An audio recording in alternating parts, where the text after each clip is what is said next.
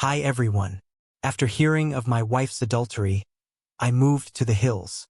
I'm not sure why I'm writing this, but perhaps it will be helpful to someone now that the incident is over and I've moved on.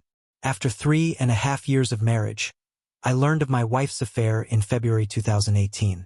I worked a contract job that occasionally required a lot of travel but also permitted me to work from home when I returned. As a director of a technical sales company, my wife held a very lucrative position. Although things had become a little strained due to her working longer and longer hours and me traveling for work, we still had what I would call a fairly excellent marriage. Background: 5 years ago, at a cookout hosted by a mutual acquaintance, I met my wife, who is now my ex. We immediately clicked after we started talking. To be honest, I felt that being with a woman who was so attractive and articulate was a huge advantage. My rough around-the-edges demeanor somehow appealed to her. After a few weeks of dating, we found ourselves smitten with one another. When we would meet at each other's apartments, the clothes simply flew off. After 18 months of dating, we eventually got married and moved into a large apartment while saving for a down payment on a home. Things began to change after the first 3 years of marriage. Even though I still had feelings for her, I noticed that she would argue over little matters. When I mentioned all the late hours and the increasingly regular work outings, she would grow irate. Since she had been moving up the corporate ladder, she would claim that it was a necessary component of paying the dues. At least that was her justification. She informed me that since I was also away for weeks at a time, I had no right to challenge her. In reality, I had only been taking vacations for 3 or 4 days every 5 weeks or so I assured her that I could definitely manage cutting back on my travel time. There was never a conclusion to these highly circular arguments. Looking back, I realized that I was unaware that my wife was having an affair. Aside from our declining sexual life and her persistently late work hours, I would never have suspected anything. I simply assumed that she was exhausted from her job. But being rejected so often when I tried to start a sexual relationship had taken a toll on my ego. Although she had a work mobile phone and might have been using it, I didn't witness the covert texting that I had read about in other articles. She used our spare bedroom as a home office and spent a lot of time there. Around September 2017, Kathy began returning home from work and spending the evening at a work engagement instead. This increased from 1 night per week to over 3 nights each week. Although I'm not naturally envious, she would undoubtedly be observed by others, and I'm aware that she would need to repel some of the males at her workplace. Despite working with more male CEOs than female ones, she gave off the impression that she was primarily engaged in her job. The first time I suspected she was cheating was a month prior to D-Day. Before returning home, she had made a brief stop at the supermarket. I was asked to assist her with the grocery shopping. Something pink was glinting from just beneath the front passenger seat of her automobile as I was retrieving a few items from the rear seat. It was a bra that belonged to my wife. She preferred ones from a certain clothing store, so I knew it was hers. Looking back, I can see the bra was a warning sign. She always removes her bra first from under her clothes when she's feeling very lustful. I'm not sure why, but when I watched this, I felt sick to my stomach right away. I couldn't understand why her bra was beneath the seat. I didn't say anything more. My heart must have been pounding so hard that I nearly passed out, because when I brought the bags back to the kitchen, Kathy asked me how I was feeling and said that I appeared to have seen a ghost. I simply ignored her remark. It took everything I had to conceal my emotions, but I did my best not to appear upset or deceived. I made the decision to try to find out whether or not she was seeing someone that night and the following day. I began to consider all the hints I could have overlooked. Other than the bra, I had no evidence. She works in an office building downtown, and we live in a reasonably big city. I made the decision to temporarily put the affair idea out of my mind and consider giving her more of my attention. I prepared a delicious meal and arranged the dining table with elegant plates, silverware, and candles one Friday after work.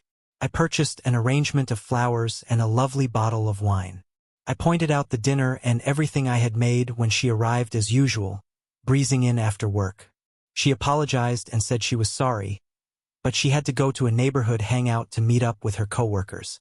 She mentioned that she needed to take a shower first, but that she could have a small snack with me before she left. I guess I went utterly silent because my insides flipped on me. I won't explain the type of anger I was experiencing at the time, but I had had enough.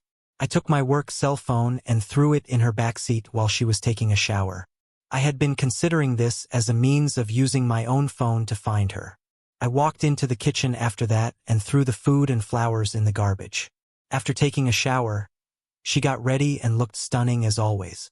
"All right, let's eat," she said. "Never mind, go out with your friends," I urged her. She asked me if I was angry after giving me a weird look. "I'm sad that you never want to do anything with me," I said. She got upset and sarcastically remarked on my short fuse while telling me to stop acting like a kid. I muttered, "Foolish me," as I stood there allowing everything to settle in. For once, I felt we should spend the evening together. She simply gave me a sly smile and stormed off. I pulled out my second phone and began following my work phone when she departed. About 20 minutes away, at the bar she often visits with her coworkers, I caught her stopping. I made the decision to go find her automobile. Indeed, it was in the parking lot of the bar. I waited to see if I could see her in my car across the street. I felt completely different, like a stalker, but I told myself that I had to calm my fear of her whereabouts. I observed her leaving the bar with a man about an hour after I got there. He had the appearance of an executive from her company. He took hold of her, drew her near, and planted a kiss on her lips. My body was totally numb and my stomach started to clench up. They went to a different vehicle and climbed in together. When their automobile pulled out, I tried to keep up with them. You guessed it, they drove to a hotel 10 minutes away. As I stopped on the street beside the hotel, I saw them exit, holding hands, and enter. I'd seen enough, I felt foolish. I began pounding the steering wheel with my fist. That was it. Something went totally blank inside of me. I'm not sure if I had an out-of-body experience or blacked out, but as I got better, I felt like I wanted a drink. At this point, my life started on a path I never would have imagined. I simply began to drive out of town, replaying all that I had just seen. I was crying out of anger, as much as I hate to admit it. I located a pleasant little tavern on the outskirts of town, some 30 miles away, and stopped in. I ordered a drink while seated at the bar. The bartender, a lady, said that I looked like someone had taken the wind out of my sails, so I guess I looked like death warmed over. I answered, half smiling, "You could say that." A man sat down beside me and struck up a discussion. Even though I didn't feel like talking, there was something about this guy that put me at ease. We struck up a conversation, and eventually my wife's infidelity came up. I told her that all I wanted to do was get away from her and forget about her. "You're not alone, buddy," he replied, giving me a back pat after giving me a quick glance. "I experienced that a few years ago. I think there's a reason why these things occur. Your life can now take a positive or negative turn, I assure you. At this point, everything is totally up to you." His remarks, for some reason, jolted me out of my gloom. Even though I was aware of my pain, I've always been able to see things rationally, and he was absolutely correct. We identified ourselves. Ray was his name. I really liked his salt-of-the-earth vibe, even though he was more of a country guy. "When are you going to move out?" he inquired. I suppose I never thought to look that far ahead. I had a fight-or-flight response going on, and I knew I didn't want to be around this woman any longer. "I have an idea and I feel very sympathetic to your situation," Ray added. "When the time comes, I have a mobile trailer on my land in case you feel the need to go. It might require some work and isn't very good. Why don't you visit and see if you could imagine yourself briefly residing in anything like that? I'll give you a terrific bargain on it, at least. You could even park it on a lovely piece of property I own. I would appreciate it if you could watch it for me. It could be beneficial to escape your predicament." Just a thought. I took a moment to comprehend his concept. Hell, honey, if I could have escaped my crazy ex-husband years ago, I would have jumped at the chance to go live in his trailer or anything just to get my head on straight, added the bartender who had been listening in on the chat. Perhaps this was just what I needed, but I felt as though I had wandered into the twilight zone. "Yes, I'll think about it and maybe check it out," I said to Ray. After a while, we split up and agreed to get together at his house in a few days. I began to feel as though I had some perspective and an opportunity to escape what I thought was a terrible heartache combined with a nightmare. I knew one thing for sure. I would never, ever want to spend time with my wife again. I find cheating to be so disgusting, and it has always been the one thing I thought I would never put up with. I sat on the couch when I arrived home that evening after Kathy. Kathy asked me where I had been when she came out. "Where have you been?" I questioned, turning to face her. "You know, I went to grab drinks," she said. I directly inquired, "Are you having an affair?" She appeared surprised, but she soon collected herself and responded, "No, why would you ask me that?" I informed her that I had heard she might be seeing someone at work. "Who told you that?" she said. "Someone I know," I said, but I kept the name a secret. After saying, "You're being ridiculous," she accused me of being intoxicated and insane and inquired about my whereabouts. "We're going to a bar to enjoy some drinks with our friends," I remarked. Despite her obvious desire to ask more questions, she returned to our bedroom and went to bed. Now that I had proof that she had been deceiving me for months, I made the decision to sleep on the sofa. I couldn't sleep because I kept seeing her in bed with this guy. I felt sorry for myself, disgusted, and hurt, but then I thought about Ray's trailer. The thought of it cheered me up, and it was almost like a revelation. Something must be wrong with me since the fight or flight response automatically activated amid the pain I was experiencing, and I preferred the flight response. We didn't talk much the following morning and carried on with the weekend as if nothing had occurred. I scheduled a meeting with Ray a few days later. I noticed that Ray had a lovely ranch when I got there, and the trailer was actually quite nice, about 26 feet long and fully furnished. It brought back memories of a fun spring break trip I took with pals while I was in college. Ray accepted the money I offered him for the trailer. To be honest, I almost took it from him. I drove over to see his ranch property after he gave me directions. There were hiking and biking paths close by, and the area was lovely with lots of trees and scrub vegetation. Ray had a little cabin on a hilltop overlooking the property, with electricity and water accessible for the trailer, and it was close to the foothills of some mountains. Ray promised to set up the trailer for me and pull it to the location. I tried to get Kathy to come clean over the course of the following few weeks, but all I got was gaslighting.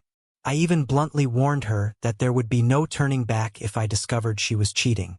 As a result, she became even more engrossed in her affair fog and began to lash out at me with denials. I nearly laughed at how awful the denial was.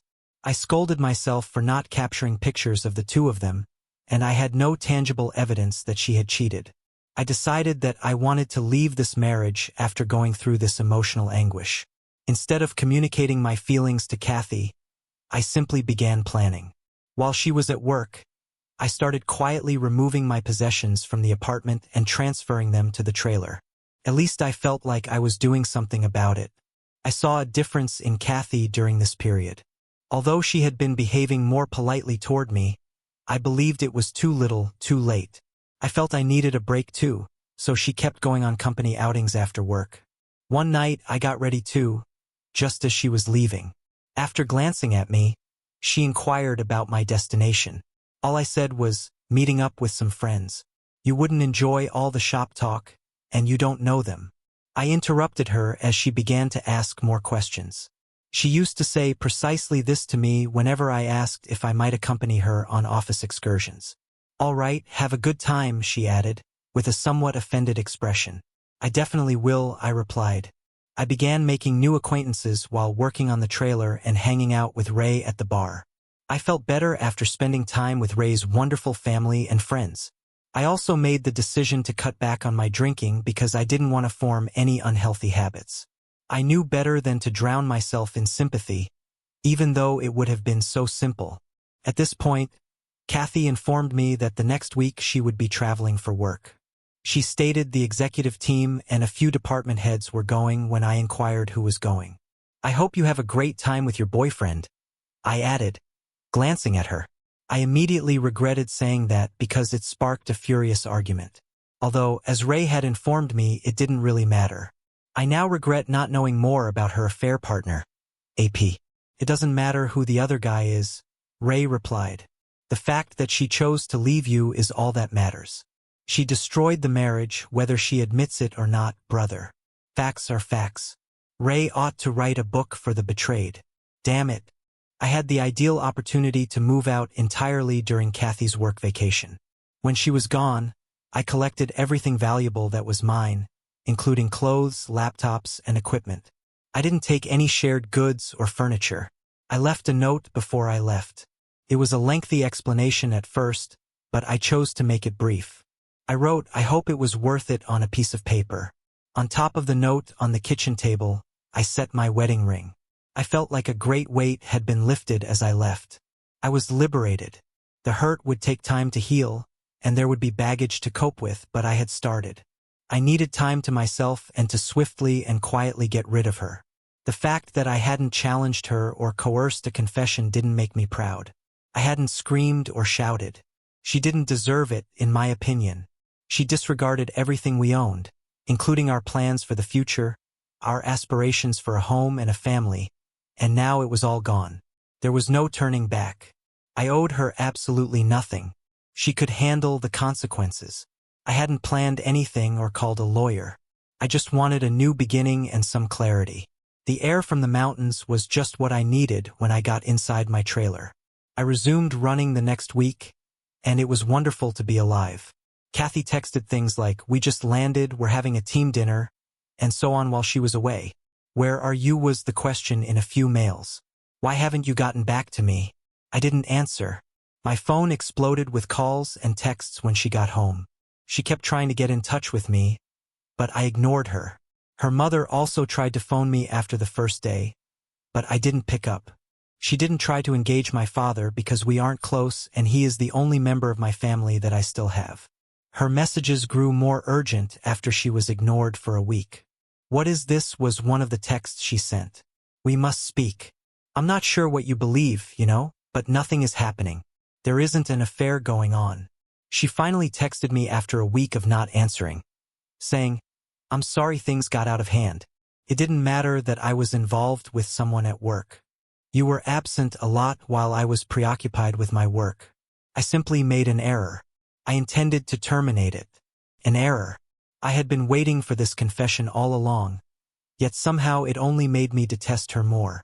Why was she unable to be truthful? I didn't have any dreams about a future with this woman. Errors don't persist for 6, 8, or a year. Her pleas for me to return and work on the marriage eventually grew pitiful. I refused to respond to her even after she stopped bothering me for a few weeks. I didn't want her to learn where I lived or to snoop around in my life. I didn't want my haven to be destroyed by this woman.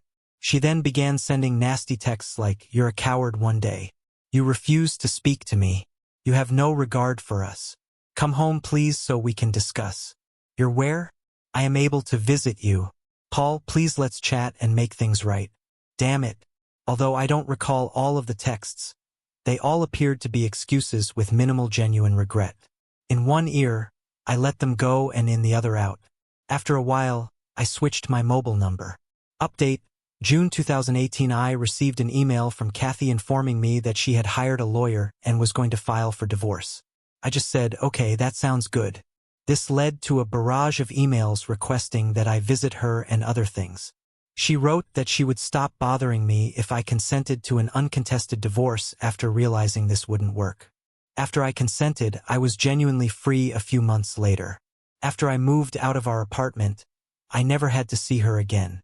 She seemed to care more about that than I did, even though neither of us had any closure.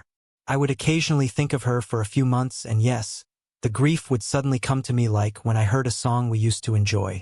After a while, though, I simply stopped thinking about her. Update 2: Now that I'm officially divorced, things are going great. In actuality, I got to know a wonderful girl. Just down the hill from my house, I was running on the trail. We clicked when I helped her replace a flat tire.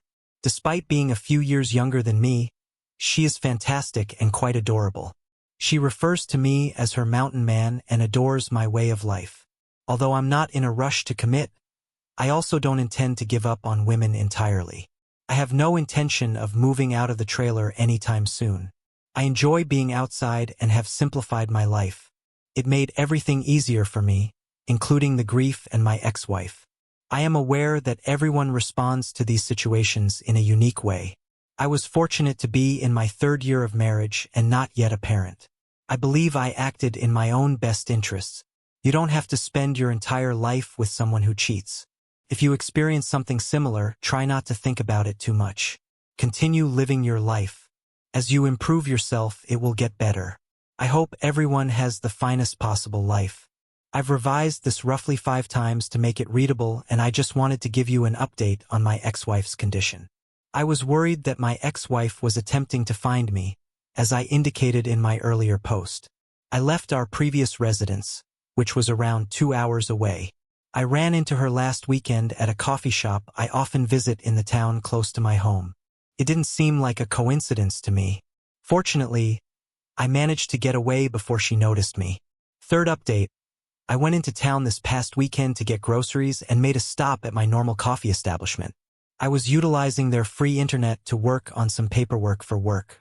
I finished and walked out of the coffee shop. I was on my way to my pickup when I heard someone shout, "Paul."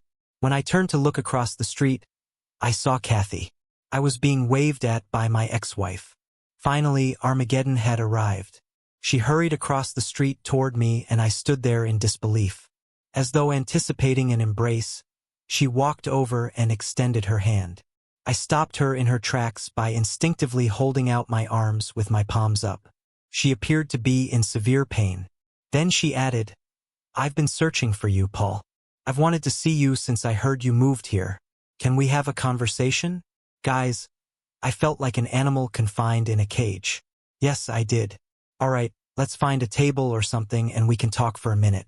I finally gave in. When she asked if we could come to my house, I firmly refused. At the end of the street, she trailed me down to a bench outside a small store. She began by remarking on how much I had changed and how much she liked my new appearance, beard, and level of fitness. She raved about how much my body had changed. Wearing a tank top, small white shorts, and her hair in a ponytail, just like I used to enjoy, she was really putting on the charm. I had my radar set high. She was clearly attempting to activate the sex appeal. I needed to control myself so I could see where this was headed. She began by saying she was sorry about the affair. She claimed that after I left, karma had severely impacted her. When her employer learned of the affair, the situation became so tense that she eventually resigned. Her affair partner AP, who at the time was engaged, received criticism and was transferred to a different department within the organization. She replied by telling his fiancée the truth after he blamed her for everything, which caused them to split up. This is when she bowed her head and began to weep. I didn't say anything. I just sat there and looked around. She stood up straight and looked at me for a while. "What do you want from me?" I asked. She assured me that she had no intention of having an affair. She stated that the company's politics and positioning drew her in and that her AP used his charm and influence to corrupt her. She acknowledged that she felt she was taking advantage of him as much as he was taking advantage of her. After I accused her of cheating, she stated that she intended to come clean. She drank after work to ease the guilt she felt at the moment because she loathed herself. She claimed that she felt so stupid, so alone, and as like her heart had burst with loss immediately after I departed. She ended her relationship with her AP right away. She believed she had to find me to see if there was any chance of reconciliation because I refused to speak with her or get in touch with her. She desired a fresh start. She hoped we could start afresh even though she knew we were divorced. I simply gazed at her. I then gave it to her. "You have no right to come out here and undo all the harm you have done. Do you think I'll overlook everything you did to destroy our union? As I previously stated, we were done if you cheated. Forgiveness does not exist. This relationship will not be restarted. You murdered it. As soon as you left me, you ruined everything we had. How foolish do you believe me to be? One evening, I watched you enter a hotel with him. Were you aware of that? I became aware that people were beginning to notice that my voice had been getting louder. She grabbed my arm and started crying. After letting her sob on my shoulder for a while, I pushed her away. I deserve all this, she replied, glancing up at me. I am certain that I do. If nothing else, would you allow me to take you out to dinner? I'd rather not go. I would like to speak further. I want to make sure that we are transparent about everything. You need to spend more time with me than you have in the past. Paul, please. I love you so much, even though I know you might not want to hear it. Before you left me, I had no idea how much I loved you. You broke me as much as I broke you. I'm unable to forgive myself, and I don't want to do so till the day I pass away. She began to sob uncontrollably and hyperventilate. I lifted her up and gave her a hug. It seemed like my only option for soothing her. I knew then that I had shattered her heart as severely as she had shattered mine. Walking, we found a peaceful spot to carry on our conversation. I said, "How did you find me?" When she had calmed down, "Have you engaged a private investigator?" After giving it some thought, she responded no with a small giggle. She clarified that she asked how things were going when she ran into Stacy a few weeks prior. Stacy didn't mention that she had noticed me. Kathy forced her to reveal all the information.